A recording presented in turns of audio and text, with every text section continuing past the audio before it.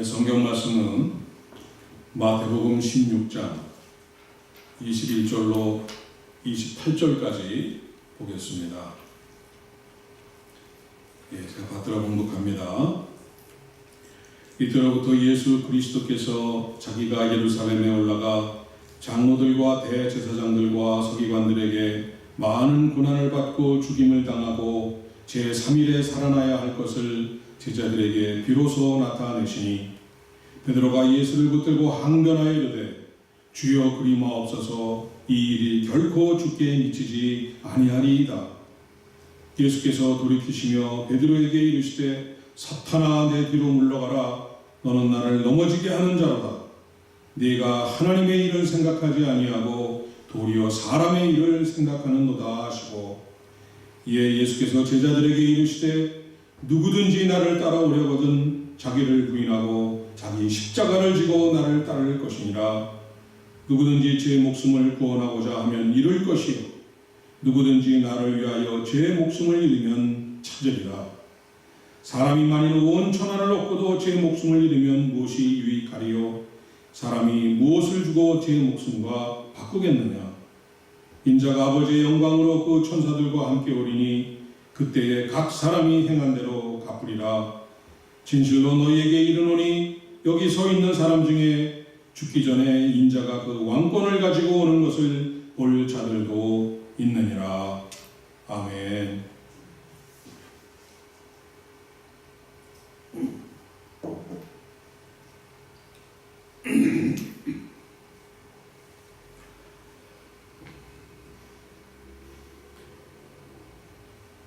얼마 전 뉴욕타임스에 닥터 루어만이라는 의사가 자신의 연구 결과를 이렇게 발표했습니다. 꾸준히 교회에 출석하면 이뮤니티, 면역력을 높이고 혈압을 낮추어서 수명이 2년에서 3년 더 연장된다. 그러나 교회에 헌신하고 꾸준히 출석하는 것이 꼭 천국으로 인도하는 것은 아니다. 또 비슷한 시기에 미국에서 가장 존경받는 이 목회자 중에 한 사람이면서 한국의 이 기독교인들에게도 아주 잘 알려지고 많은 사랑과 존경을 받고 있는 이 미네소타 미네아폴리스에 있는 베들레헴 베티스트 처치의 존 파이퍼 목사가 미국 전체의 교계와 이 그리스도인들을 향해서 깜짝 놀라게 하는 글을 발표했습니다. 제목이 Why going to church doesn't make you a Christian? 왜 교회 간다고 해서 크리스찬이 되지 않는가? 교회에 출석하는데도 왜 진정한 크리스찬이 되지 않느냐는 이런 놀라운 제목의 컬럼을 발표한 것입니다.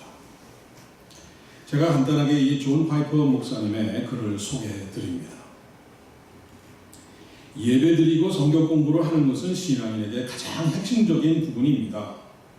그러나 그것만으로 진정한 기독교인이 되는 것은 아닙니다.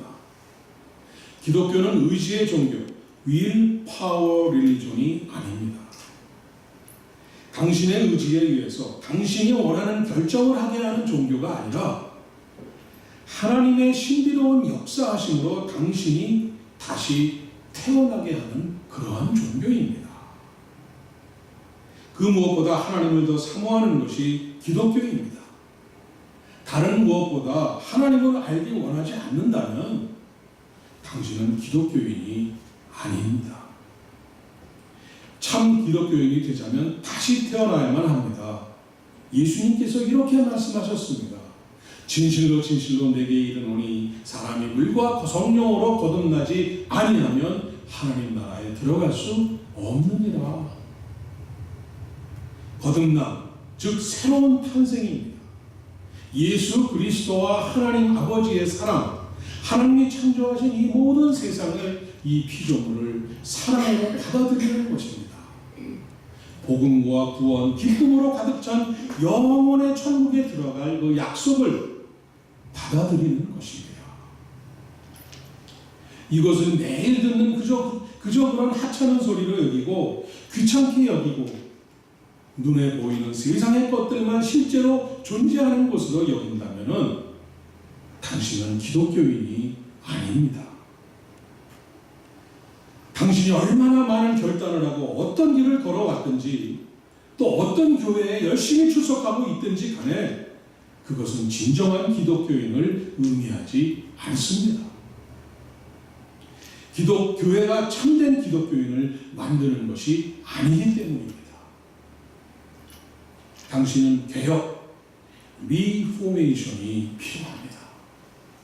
오직 새로운 탄생, 리본이 있어야만 당신이 진정한 크리스천으로 거듭나게 되는 것입니다. 이렇게 닥터 루어만과 이 존 파이퍼 목사 두 사람이 비슷한 시기에 교회에 대한 발표로 많은 사람들을 놀라게 했습니다만 한마디로 기독교의 핵심을 정확하게 이렇게 꼬집어 준 것입니다. 오늘날 비록 많은 사람들이 교회를 떠나가고 있습니다. 가나안 성도들이 우리 주변에 너무나 많이 있습니다. 또한 많은 썬데이 크리스천과 이 처치 고어들이 교회에 출석하지만 어떤 사람이 진정한 크리스천인가를 이 두 사람이 정확하게 밝혀주고 있는 것입니다. 2000년 전에도 예수님께서 이 진정한 그리스도인의 기준, 어떠한 사람이 진정한 크리스찬이 되는지를 오늘 본문을 통해서 분명히 밝혀주시고 계십니다. 우리 다 같이 본문 21절을 한번 한 목소리로 같이 읽습니다. 21절입니다. 이때로부터 예수 그리스도께서 자기가 예루살렘에 올라가 장로들과 대제사장들과 서기관들에게 많은 고난을 받고 죽임을 당하고 제3일에 살아나야 할 것을 제자들에게 비로소 나타내시니. 이 21절은 아주 중요한 말씀입니다. 예수님의 공생의 3년 사역을 전반기와 이 후반기로 나눌 때 이 16장 21절 이전과 이후로 나누어지는 이 분기점이 되는 아주 중요한 구절이 되는 것입니다. 이때로부터라고 했습니다. 저는 그리스도여 살아계신 하나님의 아들이십니다. 이 베드로의 놀라운 고백이 있은 이후에 예수님께서 내가 이 반석 위에 교회를 세우시겠다는 그런 놀라운 약속을 해주셨습니다. 그 약속이 있은 이후라는 것입니다. 바로 직후라는 것입니다. 그리고 이어서 예수님이 예루살렘으로 올라가신다고 하십니다. 예루살렘은 이스라엘의 최고 중심지입니다. 정치, 경제, 이 역사, 문화, 사회의 중심지이자 하나님의 성전이 있는 당시 유대교의 거룩한 이 성지로 올라가신다는 것입니다. 그 다음에 장로들과 대제사장들과 서기관들이라고 나옵니다.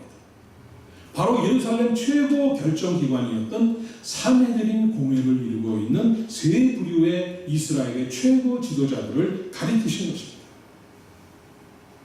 그러니까 21절을 다시 말하면 예수님께서 이스라엘 최고 중심지 예루살렘, 하나님의 성전이 있는 그 거룩한 곳에서 이스라엘의 최고 지도자들에 의해서 고난을 받고 죽음을 당하고 죽으신 지 사흘 만에 3일 만에 다시 부활하신다는 것을 이 제자들에게 처음으로 말씀해 주신 것입니다.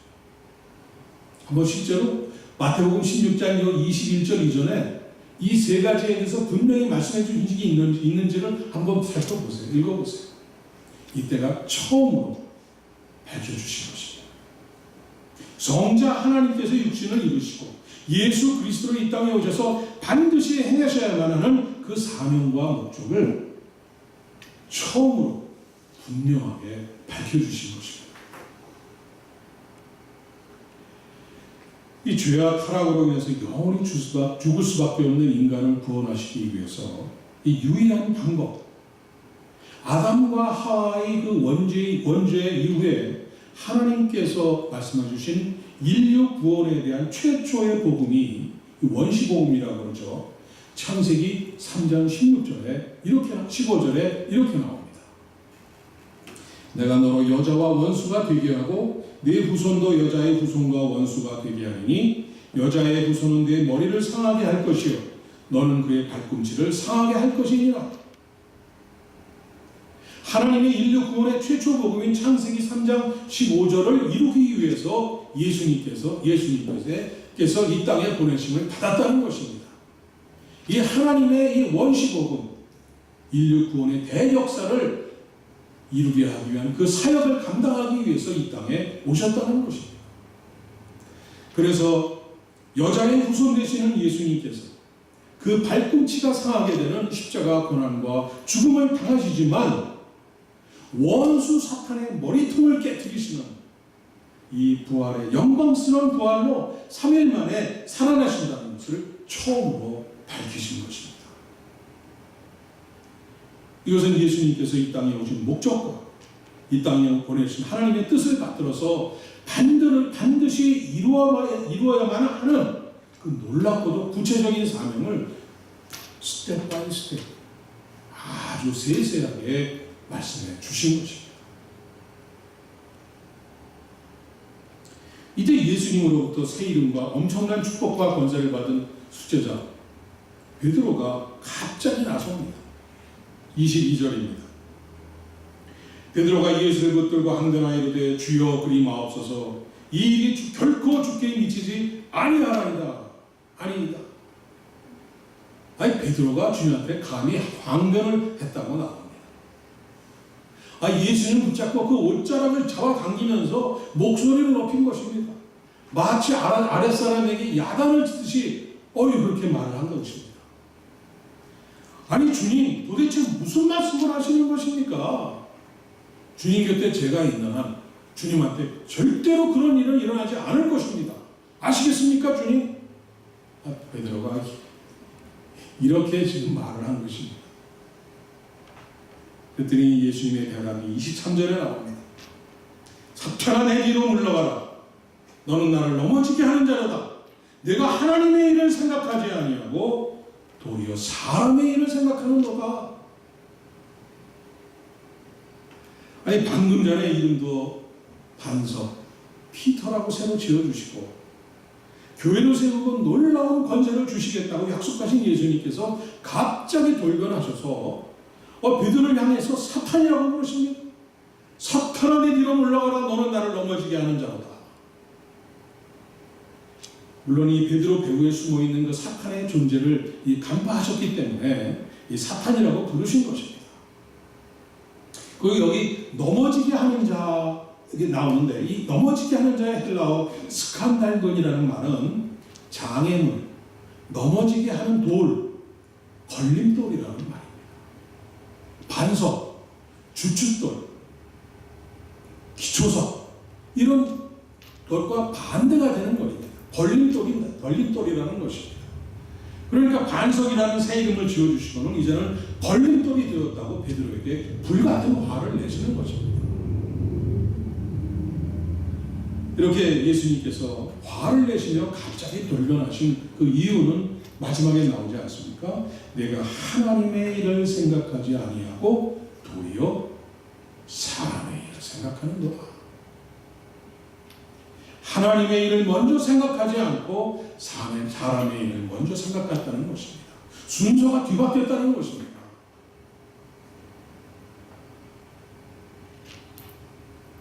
자, 그러면 여기서 하나님의 일은 무엇을 말하고 있는 것일까요? 21절에 예수님께서 말씀하신 이 하나님께서 예수님에게 주신 하나님의 인류 구원 대사명을 위한 사역, 바로 고난과 죽음과 부활이 하나님의 일을 가리키는 것입니다. 하나님께서 이 땅에 보내신 예수님을 통해서 이루고자 하는 그 목적을 감당하는 것이 바로 하나님의 일인 것입니다. 바로 오늘날 주님이 교회에게 주신 사명, 교회가 구원의 방주가 되어서 빛과 소금이 되어서 전도와 교육, 구제와 봉사를 통해서 이 교회를 통해 하나님의 나라가 먼저 하나님의 나라와 이 의를 먼저 구하는 것이 하나님의 일이라는 것입니다. 자, 그런데 그러면 베드로가 행한 사람의 일은 무엇입니까? 베드로는 예수님과 몇 년째 지금 사역을 같이 하면서도 그 생각은 항상 세상 풍조를 따라가고 있었습니다. 정치적인 메시아만을 생각하고 있었습니다. 예수님의 놀라운 능력과 하나님에 대한 그 말씀을 바로 곁에 서서 수제자로서 바로 최근접 거리에서 수없이 보고 들었어도 베드로의 마음 중심에는 예수님께서 예루살렘 일성을 통한 이 식민지 생활하고는 이 예루살렘, 이 이스라엘이 정치적인 회복을 하는 것, 다윗의 시대가 돌아오는 것, 이것만을 생각하고 있었던 것입니다. 더 나아가서 예수님이 예루살렘 입성을 통해서 다윗과 같이 왕위에 오르실 때 수제자인 자기가 앉을 자리, 이 세상적인 출세와 권세, 명예와 이 부귀 영화를 가슴속에 늘 간직하고 있었던 것입니다. 이토록 사람의 일로 가득 차 있던 베드로였기 때문에 고난과 죽음, 이 부활에 대해서 예수님이 감당하실 일을 주님께서 처음으로 진지하게 말씀하셨어도 그 귀에 들어가지가 않았던 것입니다. 감히 하나님의 일을 막으려고 예수님께 대들듯이 따지고 들었던 것이 베드로였던 것입니다. 인류 구원이라는 이 하나님의 가장 중요한 일, 영원한 에덴 동산, 이 잃어버린 천국을 회복하시려는 이 하나님의 꿈을 인간의 그 개인적인 욕망 때문에 자신의 의지로 이 사람의 일로 막아버리고 나섰던 어처구니 없던 이런 베드로의 큰 실수였던 것입니다.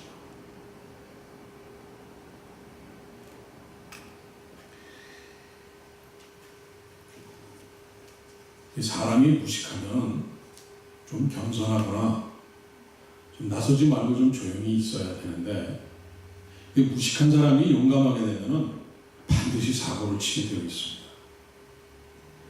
이 무식하고 용감하다 보니까 백성을 죽여서라도 대통령이 된 한국의 어느 대통령처럼 이 베드로도 그렇게 자기가 지금 뭘 하고 있는지도 모르고 이렇게 나서서는 이렇게 겁없이 예수님을, 하나님의 일을 나가선 것입니다. 그런데 가만히 생각하고 돌아보면은 우리 주위에 이런 분들이 참 많이 있습니다. 교회 열심히 다닙니다. 봉사도 열심히 합니다. 그런데 가만히 들여다보면은 하나님의 일을 하고 다니는 건지 사람의 일을 하고 다니는 건지 그 마음속에 무엇이 들어있는지 모를 그러한 분들이 의외로 많이 있습니다. 이 평신도보다도 이 교회의 증직이라는 사람들, 집사, 권사, 장로라는 직분을 가진 사람들, 교회에 오래 다닌 사람들, 교회의 지도자라는 사람들일수록 그 정도가 심하게 나타나고 있습니다. 분명히 교회를 위한 하나님의 일을 한다고 나서는데 결국 그 목적이나 방법이나 그 끝을 보면은 사람의 자신을 위한 일을 하는 사람들이 얼마나 많은지 적나라하게 끝에 가서 다 나타나고 있지 않습니까? 분명히 하나님의 이름으로, 예수 그리스도의 이름으로, 교회의 이름으로 나서지만 그 뒤에 가려진 진실을 보면은 사람의 일이 교묘하게 포장되어 있는 경우가 우리가 자주 보게 됩니다. 유명 목회자들의 그 목회의 끝과 마무리가 정말 입에 담기도 부끄럽고 정말 낯뜨거운 일들이 요즘 얼마나 많이 있습니까? 이 사람의 일로 하나님의 일을 맡고 있는 것입니다. 베드로만 범한 죄가 아닙니다. 바로 오늘 우리가 쉽게 범하고 넘어질 수 있는 죄가 되는 것입니다. 진정한 그리스도인은 하나님의 일을 정확히 분별하고 무엇이 우선순위인가를 분명히 깨닫고 그대로 행하는 사람이 진정한 그리스도인이 되는 것입니다.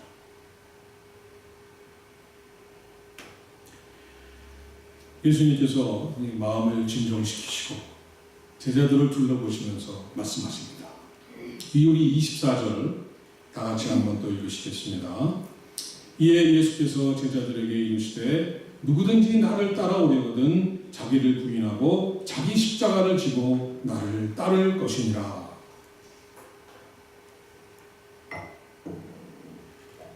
제자들에게 국한된 말씀이 아니라 누구든지 anyone이라고 영어 성경에 나와 있습니다.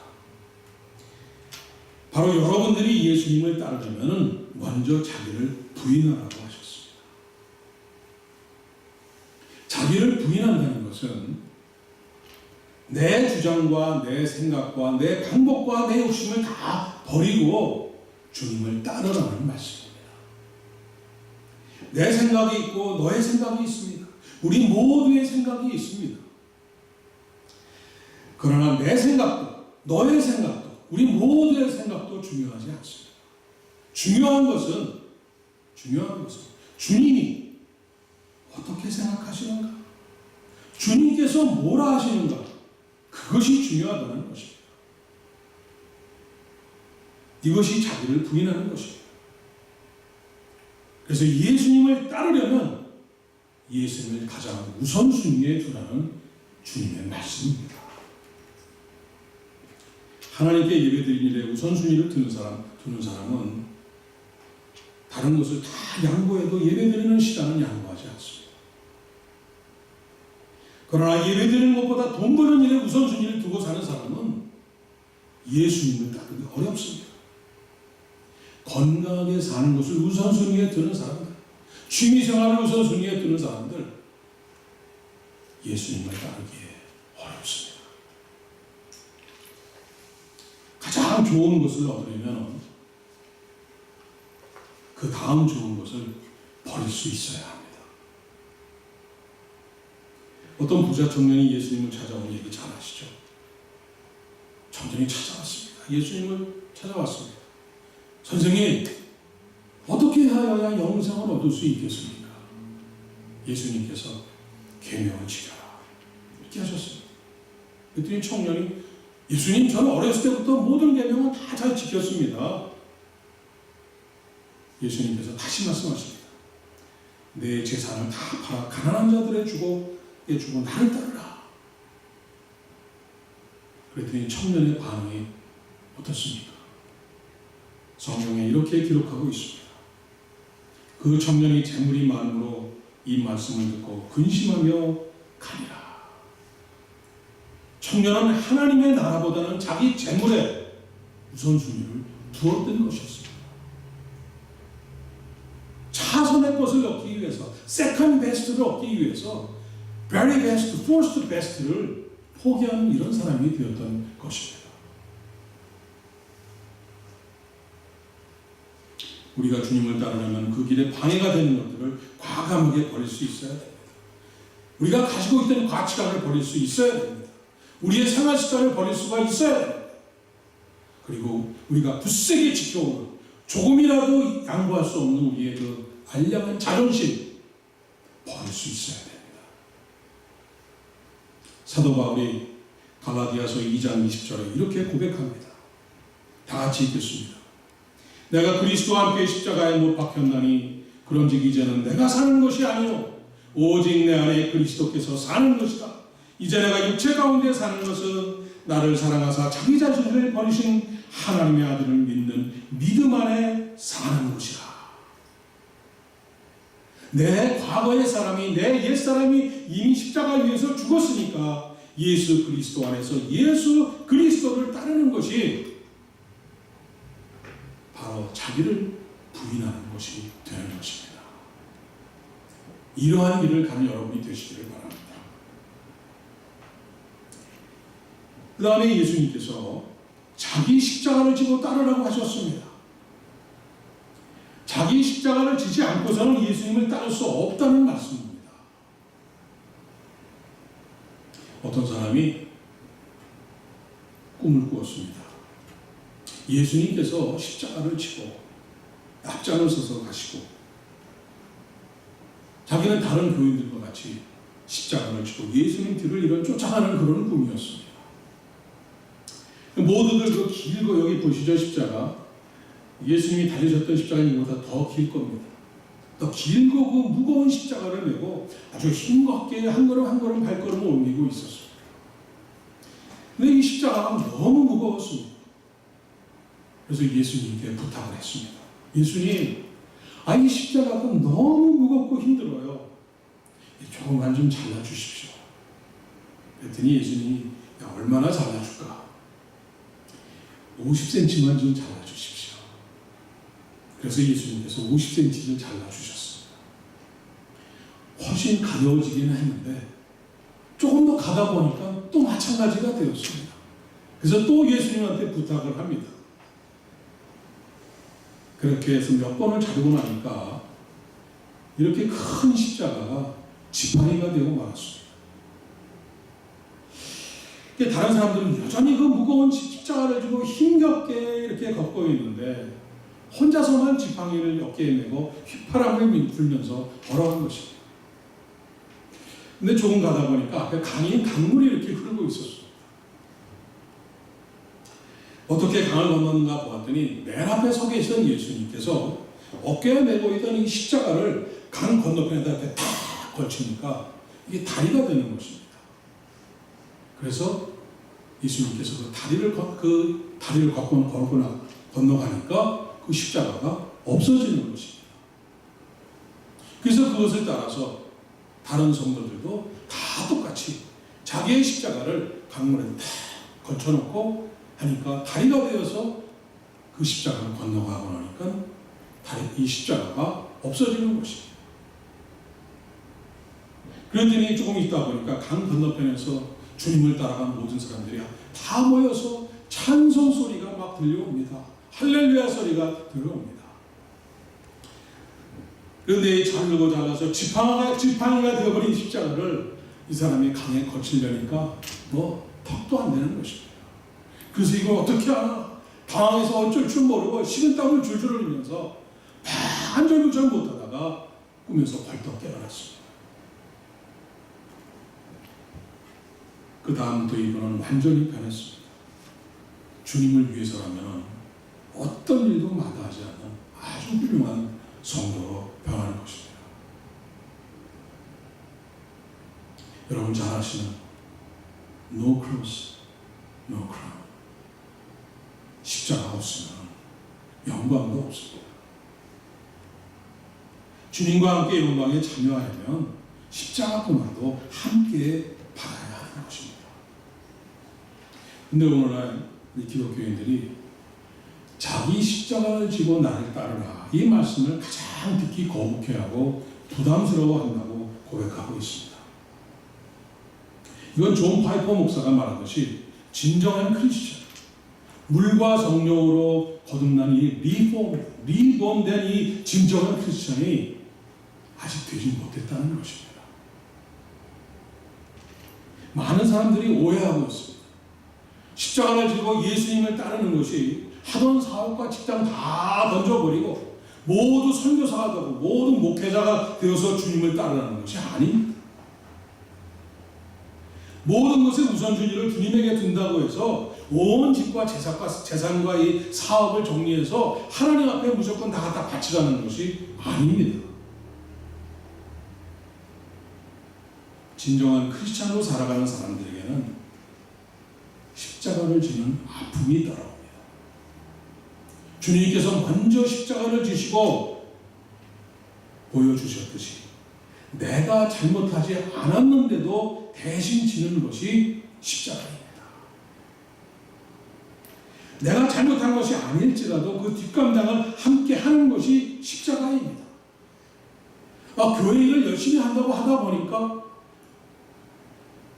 원치 않던 오해와 오해를 받아서 상처를 받았지만은 그래도 그 잠 못 이루는 밤을 지내는 것, 꾹 참고 보내는 것이 바로 십자가를 지는 것입니다. 오른편 빵을 때리면 왼쪽 빵을 때려 돌려대어야 하는 것이 십자가입니다. 주고 또 주어도 달라고 하면 또 내주는 것이 십자가입니다. 이런 것이 7번이라도 용서해 달라고 하면 용서해 주는 것이 십자가입니다. 앞으로 힘들고 괴로워도 내가 끌어안고 내가 손해보는 것이 바로 십자가입니다. 오늘 주님이 말씀하시는 그 십자가를 지라는 것은 이 십자가를 지라고 말씀하신 것입니다. 이 십자가를 질 수 있어야 진정한 지저스 팔로워 크리스천이 될 수 있는 것입니다. 누구든지 나를 따라오려거든 자기를 부인하고 자기 십자가를 지고 나를 따를 것이니라. 주님을 따른다는 것은 구원과 영생의 좁은 길, 하나님의 길로 가는 것입니다. 그러나 주님을 따르지 않는 나의 길, 내 길, 넓고 편한 길, 이 사람의 길에는 아무것도 없습니다. 오직 죽음만이, 영원한 죽음만이 기다리고 있습니다. 그렇기 때문에 자기를 부인하고 자기 십자가를 지고 주님을 따르는 데에는 다른 선택사항이 없습니다. 그 기회에는 없습니다. 이처럼 선택사항이 없이 따라야 하는 것에 대해서 예수님께서는 너무나 분명한 세 가지 이유를 25절, 26절, 27절 이 세 절을 통해서 분명한 이유를 말씀해 주셨습니다. 이것은 제가 다음 주에 이어서 또 같이 이렇게 묵상을 하도록 하겠습니다. 하나님의 일과 사람의 일을 분명히 분별하시는 여러분이 되시길 바랍니다. 그리고 자기를 부인하고 자기 십자가를 지고 주님을 따르는 이런 복된 인생, 하나님의 길을 가시는 여러분이 되시길 주님의 이름으로 축원드립니다. 기도하겠습니다. 우리를 이처럼 사랑하시고 독생자까지 아끼지 않고 내어주신 하나님 아버지의 사랑과 은혜에 감사를 드립니다. 우리에게 구원과 영생의 삶을 주시기 위해 고난과 죽임과 부활로 하나님의 십자가를 먼저 지신 주님, 내게 주신 십자가를 지고 주님을 따르는 우리가 되게 하여 주옵소서. 나를 부인하고 하나님의 일을 먼저 생각하며 따르는 우리가 되게 하여 주옵소서. 하나님께서 그렇게 이루시고 회복하시고자 하는 그 영원한 하늘나라의 꿈을 이루며 살아가는 우리 모두와 이 땅의 모든 교회, 우리 은혜와 평강교회가 되게 하여 주옵소서. 예수님의 이름으로 기도드립니다. 아멘.